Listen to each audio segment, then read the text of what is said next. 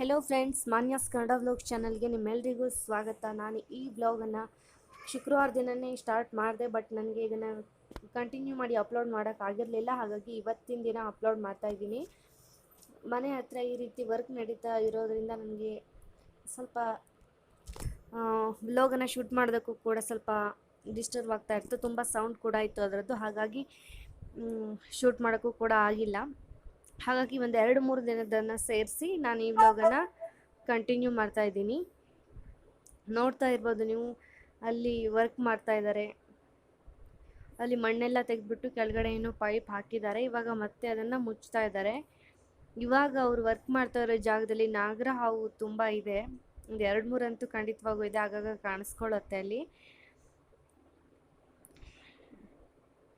ಪಕ್ಕದಲ್ಲಿ ಕೂಡ ನೀವು ನೋಡ್ಬೋದು, ಮೇಲ್ಗಡೆ ಎಷ್ಟೊಂದು ಮಣ್ಣನ್ನು ಹಾಕಿ ಇಟ್ಬಿಟ್ಟಿದ್ದಾರೆ ಅಂತ. ಇದನ್ನು ಯಾವಾಗ ಅವರು ಸರಿ ಮಾಡ್ತಾರೆ ಅಂತ ಗೊತ್ತಿಲ್ಲ. ಅಲ್ಲಿ ಮುಂದೆ ಸ್ವಲ್ಪ ಸರಿ ಮಾಡಿದ್ದಾರೆ, ಮಾಡೋಕ್ಕೆ ಸ್ಟಾರ್ಟ್ ಮಾಡಿ 1 ತಿಂಗಳ ಮೇಲಾಯಿತು, ಬಟ್ ಇನ್ನೂ ಕೂಡ ಕಂಪ್ಲೀಟ್ ಆಗಿಲ್ಲ. ಯಾವಾಗ ಮುಗಿಯುತ್ತೋ ಅಂತಲೂ ಗೊತ್ತಿಲ್ಲ. ನಾನು ಈ ವ್ಲಾಗನ್ನು ಹಾಗೇ ಕಂಟಿನ್ಯೂ ಮಾಡ್ತಾ ಇದ್ದೀನಿ.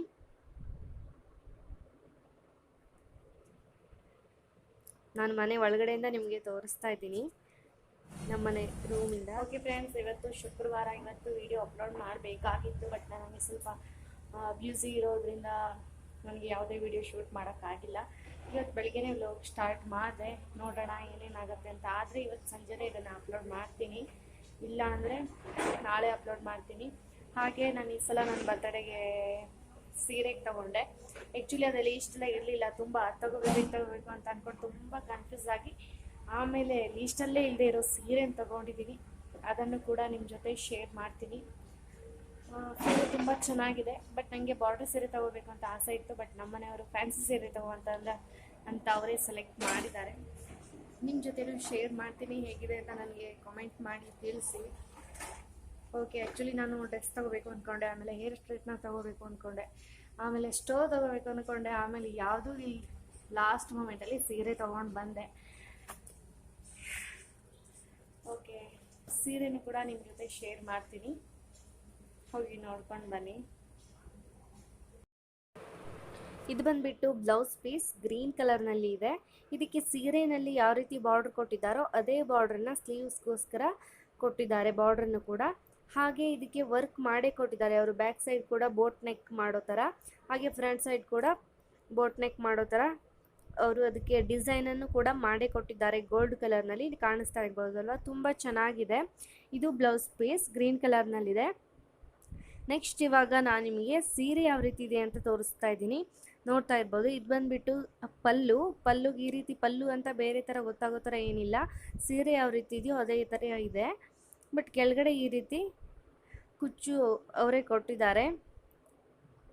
ಅದು ಕೂಡ ನನಗೆ ತುಂಬ ಇಷ್ಟ ಆಯಿತು. ಈ ಸೀರೆ ಬಂದುಬಿಟ್ಟು ಆರೆಂಜ್ ಮತ್ತು ಪಿಂಕ್ ಶೇಡಲ್ಲಿದೆ. ಒಂದು ಸೈಡಿಂದ ನೋಡಿದ್ರೆ ಪಿಂಕ್ ಥರ ಅನಿಸುತ್ತೆ, ಇನ್ನೊಂದು ಸೈಡಿಂದ ನೋಡಿದ್ರೆ ಆರೆಂಜ್ ಥರ ಅನಿಸುತ್ತೆ. ಹಾಗೆ ಸೀರೆ ಫುಲ್ ಒಂದು ಗ್ರೀನ್ ಕಲರ್ ಥ್ರೆಡ್ಡಲ್ಲಿ ಚಿಕ್ಕ ಚಿಕ್ಕ ಫ್ಲವರನ್ನು ಡಿಸೈನ್ ಮಾಡಿ ಕೊಟ್ಟಿದ್ದಾರೆ, ತೋರಿಸ್ತಾ ಇರ್ಬೋದು.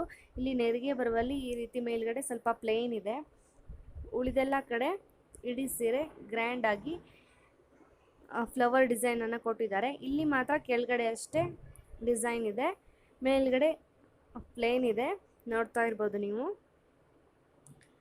ಇದು ಇದರಲ್ಲಿ ಸ್ವಲ್ಪ ಆರೆಂಜ್ ಥರ ಕಾಣಿಸುತ್ತೆ, ಬಟ್ ಈ ಸೀರೆ ಲೈಟಿಂಗ್ಸ್ಗಂತೂ ತುಂಬ ಚೆನ್ನಾಗಿ ಕಾಣಿಸುತ್ತೆ. ಆರೆಂಜ್ ಮತ್ತು ಪಿಂಕ್ ಶೇಡ್ ಎರಡೂ ಕೂಡ ಕಾಣಿಸೋದ್ರಿಂದ ತುಂಬ ಚೆನ್ನಾಗಿ ಕಾಣಿಸುತ್ತೆ. ಹೇಗೆ ಅನಿಸ್ತು ಅಂತ ನನಗೆ ಕಮೆಂಟ್ ಮಾಡಿ ತಿಳಿಸಿ. ಇವಾಗ ಹತ್ತಿರದಿಂದ ತೋರಿಸ್ತೀನಿ, ನೋಡ್ಬೋದು ನೋಡಿ. ಒಂದು ಸೈಡ್ ತಿರ್ಸಿದ್ರೆ ಪಿಂಕ್ ಅನಿಸುತ್ತೆ, ಇನ್ನೊಂದು ಸೈಡ್ ನೋಡಿದ್ರೆ ಆರೆಂಜ್ ಅನಿಸುತ್ತೆ. ನೋಡಿ, ಗ್ರೀನ್ ಕಲರಲ್ಲಿ ಈ ರೀತಿ ಚಿಕ್ಕ ಚಿಕ್ಕ ಫ್ಲವರ್ಸ್ ಥರ ಕೊಟ್ಟಿದ್ದಾರೆ, ಅದು ಕೂಡ ತುಂಬ ಚೆನ್ನಾಗಿದೆ. ನೋಡಿ, ಇವಾಗ ಪಿಂಕ್ ಕಾಣಿಸ್ತಾ ಇದೆ, ಇವಾಗ ಆರೆಂಜ್ ಕಾಣಿಸ್ತಾ ಇದೆ. ಇದೇ ರೀತಿ ಇದು ಲೈಟ್ಸ್ಗೆ ತುಂಬ ಚೆನ್ನಾಗಿ ಕಾಣಿಸುತ್ತೆ ಈ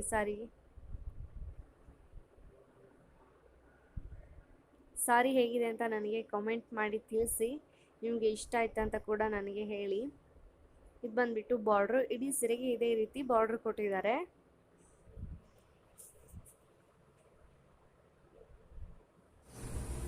ಓಕೆ ಫ್ರೆಂಡ್ಸ್, ಇವತ್ತು ಮಧ್ಯಾಹ್ನ ಊಟಕ್ಕೆ ನಾನು ಬಾಳೆಕಾಯಿ ಫ್ರೈಯನ್ನು ಮಾಡಿದ್ದೆ. ಅದರ ರೆಸಿಪಿ ಕೂಡ ನಾನು ಆಲ್ರೆಡಿ ಅಪ್ಲೋಡ್ ಮಾಡಿದ್ದೀನಿ. ನಿಮಗೆ ಇಷ್ಟ ಇದ್ದರೆ ನೀವು ಕೂಡ ಅದನ್ನು ಲಿಂಕನ್ನು ಚೆಕ್ ಮಾಡಿ ಡಿಸ್ಕ್ರಿಪ್ಷನಲ್ಲಿ ಹಾಕಿರ್ತೀನಿ. ತುಂಬ ಚೆನ್ನಾಗಿರುತ್ತೆ. ಯಾವತ್ತೂ ಪಲ್ಯ ಇದು ತಿಂದು ಬೇಜಾರಾದಾಗ ಇದನ್ನು ನಾವು ಸಂಜೆ ಸ್ನ್ಯಾಕ್ಸ್ ಕೂಡ ತಿನ್ಬೋದು, ಟೀ ಜೊತೆ ಕೂಡ ತುಂಬ ಚೆನ್ನಾಗಿರುತ್ತೆ. ನಾನು ಇದರ ವಿಡಿಯೋನ ಆಲ್ರೆಡಿ ಅಪ್ಲೋಡ್ ಮಾಡಿದ್ದೀನಿ. ಇಷ್ಟ ಇದ್ದರೆ ನೀವು ಕೂಡ ಮಾಡಿ ನೋಡೋ ಆಸೆ ಇದ್ದರೆ ಲಿಂಕ್ ಡಿಸ್ಕ್ರಿಪ್ಷನಲ್ಲಿ ಹಾಕಿರ್ತೀನಿ, ಹೋಗಿ ಚೆಕ್ ಮಾಡಿ ನೋಡಿ. ನೀವು ಕೂಡ ಟ್ರೈ ಮಾಡಿ ನೋಡಿ. ಟ್ರೈ ಮಾಡಿದ್ರೆ ಹೇಗಾಗಿತ್ತು ಅಂತ ನನಗೆ ಡೆಫಿನೆಟ್ಲಿ ಕಾಮೆಂಟ್ ಮಾಡಿ ತಿಳಿಸಿ. ಇದರ ರೆಸಿಪಿ ಲಿಂಕು ಡಿಸ್ಕ್ರಿಪ್ಷನಲ್ಲಿ ಇರುತ್ತೆ, ಬೇಕಿದ್ರೆ ಚೆಕ್ ಮಾಡ್ಬೋದು. ಇವಾಗ ನಾನು ಊಟ ಎಲ್ಲ ಆದಮೇಲೆ ಟೀ ಟೈಮ್ಗೆ ಆ್ಯಪಲ್ ಮಿಲ್ಕ್ ಶೇಕನ್ನು ಮಾಡ್ತಾಯಿದ್ದೀನಿ. ಯಾಕಂದರೆ ನನ್ನ ಮಕ್ಕಳಿಗೆ ಜ್ಯೂಸ್ ಬೇಕು ಅಂತ ಹೇಳ್ತಾಯಿದ್ರು. ಹಾಗಾಗಿ ಅದಕ್ಕೋಸ್ಕರ ನಾನಿವಾಗ ಆ್ಯಪಲ್ ಮಿಲ್ಕ್ ಶೇಕ್ ಮಾಡೋಣ ಅಂತ ಅಂದ್ಕೊಂಡು ಇವಾಗ ಅದಕ್ಕೋಸ್ಕರ ಪ್ರಿಪ್ರೇಷನ್ ಮಾಡ್ಕೊಳ್ತಾ ಇದ್ದೀನಿ. ನಾನು ಅದಕ್ಕೋಸ್ಕರ ಇಲ್ಲಿ 2 ಆ್ಯಪಲನ್ನು ತೆಗೆದುಕೊಂಡಿದ್ದೀನಿ. ಇದರ ರೆಸಿಪಿ ಕೂಡ ನಾನು ಆಲ್ರೆಡಿ ಶೇರ್ ಮಾಡಿದ್ದೀನಿ ಅನಿಸುತ್ತೆ. ಅದರ ಲಿಂಕನ್ನು ಕೂಡ ಹಾಕಿರ್ತೀನಿ, ಬೇಕಿದ್ರೆ ಚೆಕ್ ಮಾಡ್ಬೋದು. ಈ ವಿಡಿಯೋದಲ್ಲೇ ಇದನ್ನು ತೋರಿಸ್ತಾ ಇದ್ದೀನಿ, ಇಲ್ಲಿಂದನೇ ಬೇಕಿದ್ರೂ ನೀವು ನೋಡ್ಕೊಳ್ಬೋದು. ಈ ರೀತಿ ಆ್ಯಪಲ್ ಸಿಪ್ಪೆಯನ್ನು ತೆಗೆದುಬಿಟ್ಟು ನಾನು ಇದನ್ನು ಕಟ್ ಮಾಡಿ ಮಿಕ್ಸಿ ಜಾರ್ನಲ್ಲಿ ಹಾಕ್ಕೊಳ್ತಾ ಇದ್ದೀನಿ. ನಾನಿಲ್ಲಿ 2 ಆ್ಯಪಲ್ಗಳನ್ನು, ಸೇಬು ಹಣ್ಣನ್ನು ಯೂಸ್ ಮಾಡ್ಕೊಳ್ತಾ ಇದ್ದೀನಿ.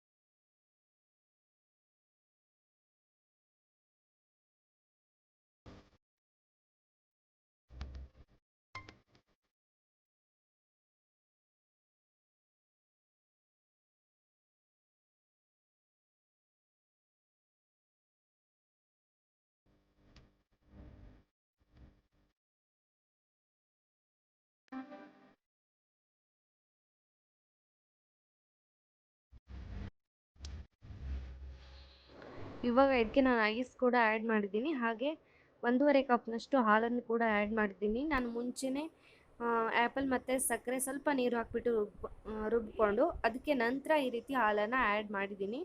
ಇವಾಗ ನಾನು ಗ್ಲಾಸ್ ಲೋಟದಲ್ಲೇ ಹಾಕ್ಕೊಳ್ತಾ ಇದ್ದೀನಿ. ಯಾಕಂತಂದರೆ ಹೊರಗಡೆ ಎಲ್ಲ ಅದೇ ರೀತಿ ಕೊಡ್ತಾರೆ, ನೀನು ಅದೇ ರೀತಿ ಮಾಡಿಕೊಡು ಅಂತ ನನಗೆ ಹೇಳಿದರು ಮಕ್ಕಳು. ಹಾಗಾಗಿ ನಾನು ಅದೇ ರೀತಿ ಮಾಡಿಕೊಡ್ತಾ ಇದ್ದೀನಿ. ಅವ್ರಿಗೊಂಥರ ಎಕ್ಸೈಟ್ಮೆಂಟು, ನಾವು ಹೊರಗಡೆ ಕುಡಿತಾನೆ ಇದ್ದೀವಿ ಅನ್ನೋ ಥರ ಫೀಲಿಂಗ್ ಬರುತ್ತೆ. ಹಾಗಾಗಿ ಈ ರೀತಿ ಗ್ಲಾಸಲ್ಲೇ ಹಾಕ್ಕೊಡ್ತಾ ಇದ್ದೀನಿ. ಬಟ್ ನನಗಂತೂ ತುಂಬ ಭಯ ಆಗೋಗಿತ್ತು, ಸನ ಎಲ್ಲಿ ಅದನ್ನು ಪಟಕ್ಕಂತ ಬೀಳಿಸ್ಬಿಡ್ತಾಳೋ ಅಂತ ನನಗಂತೂ ಸಖತ್ ಭಯ ಆಗಿತ್ತು. ಬಟ್ ಹೊಡಿಲಿಲ್ಲ, ಹಾಗೆ ನೀಟಾಗಿ ಕುಡಿದ್ಲು. ನಾನು ಸನ ಸ್ತುತಿ ಇದನ್ನು ಕುಡಿತಾ ಇದ್ದೀವಿ. ನಮ್ಮ ಮನೆಯವರು ಮತ್ತು ಭಾವ ಟೀಯನ್ನು ಕುಡಿತಾರೆ. ನಾನು ಟೀ ಕುಡಿಯೋದಿಲ್ವಲ್ಲ, ಹಾಗಾಗಿ ನಾನು ಇದನ್ನೇ ಅವ್ರ ಜೊತೆಗೆ ಕುಡಿತಾ ಇದ್ದೀನಿ. ನೋಡ್ತಾ ಇರ್ಬೋದು ನೀವು, ಅವ್ಳು ಕುಡಿಯೋದು ಕೆಳಗಿಡೋ ತಕ್ಷಣ ನಾನಲ್ಲೇ ಮೆತ್ತಗಿಡು ಅಂತ ಹೇಳ್ತಾ ಇದ್ದೀನಿ. ಅವರಿಬ್ಬರು ಕೂಡ ತುಂಬ ಎಂಜಾಯ್ ಮಾಡಿಕೊಂಡು ಕುಡಿದ್ರು, ತುಂಬ ಚೆನ್ನಾಗಿದೆ ಅಂತ ಕೂಡ ಹೇಳ್ತಾ ಇದ್ರು.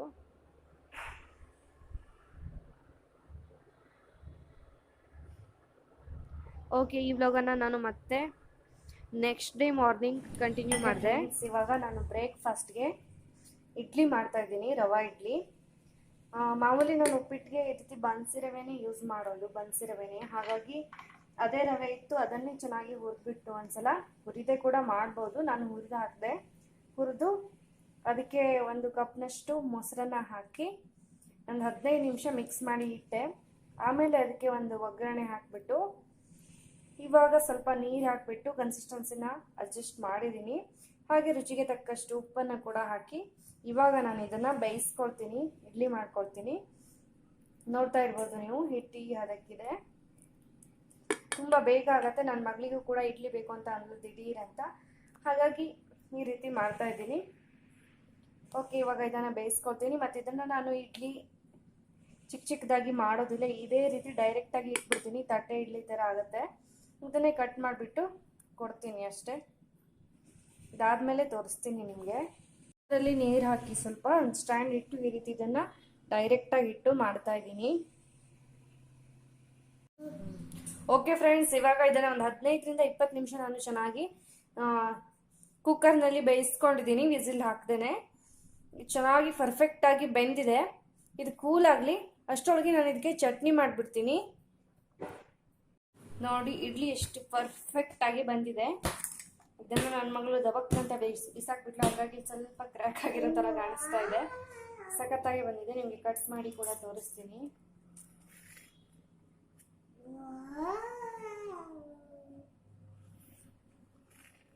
ಇನ್ನು ಕೂಡ ತುಂಬ ಬಿಸಿ ಇದೆ.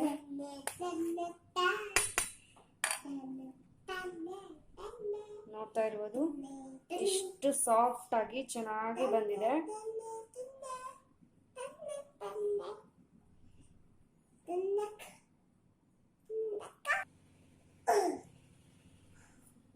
ಈ ರೀತಿ ಪಟಾಪಟ್ ಅಂತ ಇಡ್ಲಿ ಬೇಕು ಅನಿಸಿದಾಗ ಈ ರೀತಿ ಮಾಡ್ಕೋಬಹುದು. ಟೇಸ್ಟಿಯಾಗಿ ಕೂಡ ಇರುತ್ತೆ, ತುಂಬಾ ರುಚಿಯಾಗಿ ಬೇಗ ಕೂಡ ಮಾಡ್ಬೋದು. ನೀವು ಕೂಡ ಒಮ್ಮೆ ಟ್ರೈ ಮಾಡಿ ನೋಡಿ. ಇದ್ರ ಜೊತೆಗೆ ನಾನು ಇವತ್ತು ಪುದೀನ ಚಟ್ನಿ ಮಾಡಿದ್ದೀನಿ. ಇದ್ರ ರೆಸಿಪಿನ ಇನ್ನೊಂದು ದಿನ ನಾನು ನಿಮ್ಮ ಜೊತೆ ಶೇರ್ ಮಾಡ್ತೀನಿ. ಇವಾಗ ನಾವು ನಮ್ಮ ಬ್ರೇಕ್ಫಾಸ್ಟನ್ನು ಕಂಪ್ಲೀಟ್ ಮಾಡ್ತೀವಿ. ತುಂಬ ಟೇಸ್ಟಿಯಾಗಿರುತ್ತೆ. ಓಕೆ, ನೀವು ಇಂಟ್ರೆಸ್ಟ್ ಇದ್ದರೆ ಮಾಡ್ಬೋದು.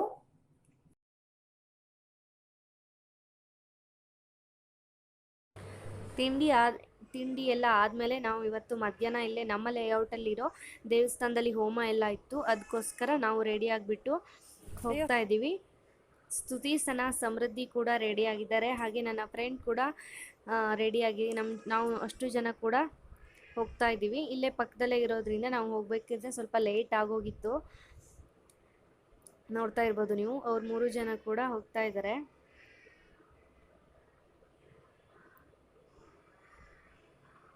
ನಾನು ಕೂಡ ರೆಡಿಯಾಗಿ ಹೋಗ್ತಾ ಇದ್ದೀನಿ. ಹಾಗೆ ನನ್ನ ಫ್ರೆಂಡ್ ಕೂಡ ನನ್ನ ಜೊತೆನೇ ಇದ್ದಾರೆ. ಅವರನ್ನು ಕೂಡ ನನ್ನ ವ್ಲಾಗ್ನಲ್ಲಿ ನೀವು ನೋಡಿರ್ತೀರಾ.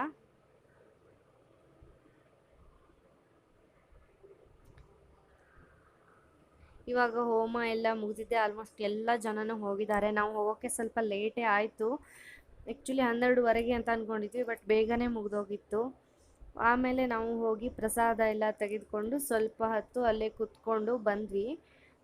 ಅಲ್ಲಿ ಯಾವ ರೀತಿ ಅಲಂಕಾರ ಮಾಡಿದ್ದಾರೆ ಅನ್ನೋದನ್ನು ಕೂಡ ನಿಮಗೆ ತೋರಿಸೋಣ ಅಂತ ಶೂಟ್ ಮಾಡ್ತಾ ಇದ್ದೀನಿ.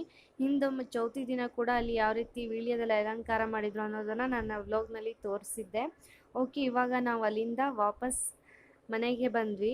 ನಾನು ಕುಚ್ಚು ಹಾಕೋದು ಸ್ಟಾರ್ಟ್ ಮಾಡಿ ತುಂಬ ದಿನ ಆಗೋಗಿತ್ತು. ಅದನ್ನು ಇವತ್ತು ಎಂಡ್ ಮಾಡಿದೆ. ನೋಡ್ತಾ ಇರ್ಬೋದು ಫೈನಲಿ ಈ ರೀತಿಯಾಗಿ ಬಂತು. ನಾನು ಪ್ರೊಫೆಷ್ನಲ್ ಕುಚ್ಚು ಹಾಕೊಳ್ಳಲ್ಲ, ಬಟ್ ನನ್ನ ಸೀರೆಗೆ ಇದು ನನ್ನ ಸೆಕೆಂಡ್ ಸೀರೆ.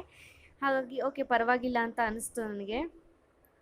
ನಿಮಗೆ ಹೇಗೆ ಅನಿಸ್ತು ಅಂತ ನನಗೆ ಕಮೆಂಟ್ ಮಾಡಿ ತಿಳಿಸಿ. ಇದು ರೆಡ್ ಕಲರ್ ಸಾರಿ, ಪಲ್ಲು ಬಂದುಬಿಟ್ಟು ಬ್ಲೂ ಕಲರಲ್ಲಿದೆ, ಹಾಗೆ ಗೋಲ್ಡ್ ಕಲರಲ್ಲಿ ಕೂಡ ಇದೆ. ಹಾಗಾಗಿ ನಾನು ಇದಕ್ಕೆ ರೆಡ್ ಆ್ಯಂಡ್ ಬ್ಲೂ ಕಲರ್ ಕಾಂಬಿನೇಷನಲ್ಲಿ ಕುಚ್ಚನ್ನು ಹಾಕ್ಕೊಂಡಿದ್ದೀನಿ.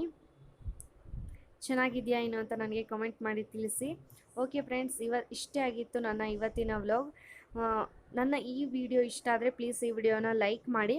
ನಿಮ್ಮ ಅನಿಸಿಕೆ ಅಭಿಪ್ರಾಯಗಳನ್ನು ಕಾಮೆಂಟ್ ಮಾಡಿ ತಿಳಿಸಿ. ನನ್ನ ಚಾನಲನ್ನು ಸಬ್ಸ್ಕ್ರೈಬ್ ಆಗೋದನ್ನು ಮರಿಬೇಡಿ. ಮತ್ತೆ ನಾನು ಮುಂದಿನ ವಿಡಿಯೋದಲ್ಲಿ ಸಿಗ್ತೀನಿ. ಅಲ್ಲಿವರೆಗೂ ನಮಸ್ಕಾರ. Thanks for